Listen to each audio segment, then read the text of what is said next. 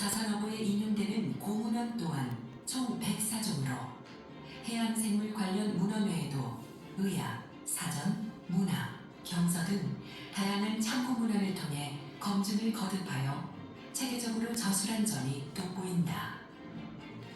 또한 해양생물을 비늘이 있는 종과 없는 종, 껍질이 있는 종과 잡류로 구분하고 잡류에는 해충, 해금, 해수, 해초를 포함시켰는데 해양생물을 총망라하고 상하의 범주로 분류한 방식은 아주 독창적이다. 특히 중국 문헌을 참고하고 인용한 내용 외에도 정약전은 직접 관찰을 통해 크기, 형태, 색깔, 습성, 촉감, 맛 등에 대한 정보를 생생하게 묘사했다. 비늘이 있는 물고기 중에 조기는 우리와 가장 가까운 어종일 걸세. 큰 놈이 한자남짓 정도 되지만 민어를 많이 닮았지.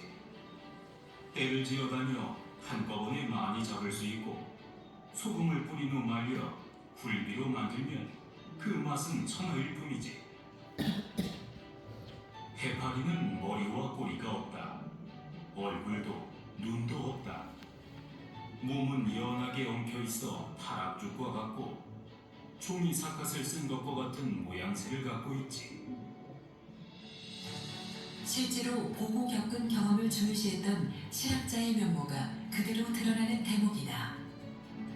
여기에 당시 섬 사람들의 경험과 지식을 보충 설명으로 곁들여 내용에 충실을 기했다. 자산어고는 해양생물에 대한 최초의 과학적 관찰과 체계적인 분류법으로 기록된 어류박물학의 보고로 평가받는다. 절망적이고 불안한 유배지에서의 생활. 하지만 실학자 정약전은 이 시간을 다양한 저술 활동으로 더 가치 있게 만들어갔다. 자산어고 편찬으로 해양생물에 대한 과학적인 정보를 제공해 백성들의 생활 경제에 도움을 주고자 했고, 이러한 그의 실학사상은 연근해에서 좀 더 넓은 세계로 이어져 갔다. 평소 신분을 과시하지 않고 마을 사람들과 친근하게 어울리던 정약전은 흥미로운 얘기를 듣게 된다. 홍어장수 문순득의 놀라운 표류 경험담. 평소처럼 홍어를 사러 배를 타고 나갔다가 풍랑을 만나 지금의 오키나와 지역인 유구 왕국의 표류에 9개월간 머물다가 귀향길에 올랐으나 다시 폭풍우에 휩쓸려 지금의 필리핀인 여송에 도착. 그곳에서 다양한 문물을 접하다가 마카오와 난징, 베이징 등 넓은 중국 대륙을 거쳐 3년 2개월 만에 다시 고향으로 돌아왔다는 것이다.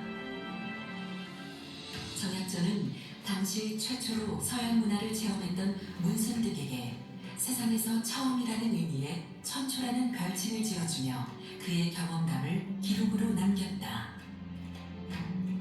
이것이 바로 표의 시말.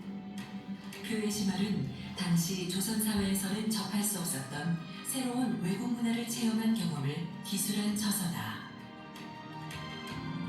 처음 표류한 오키나와에서 경험한 조선 후기 유구 왕국의 풍습과 문화가 상세하게 기록되어 있고, 두 번째 표류한 필리핀에서는 중국과 서구 여러 나라 선박이 모여 통상을 하는 모습과 천주교와 서구 문화에 대한 내용이 담겨 있고, 마카오에서도 당시 국제 통상이 이루어지는 항구 도시와 해양 네트워크에 대한 정보가 기록되어 있다.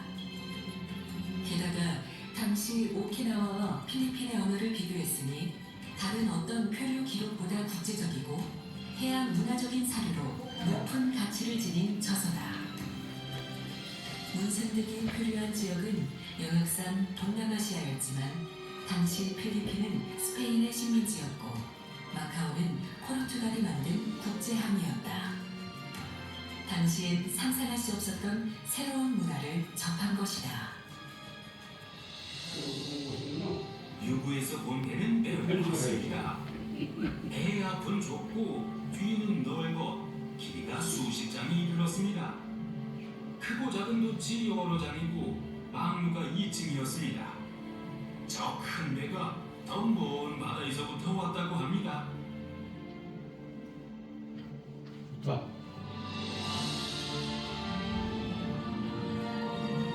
폐쇄적이고 고립돼 있던 섬 흑산도.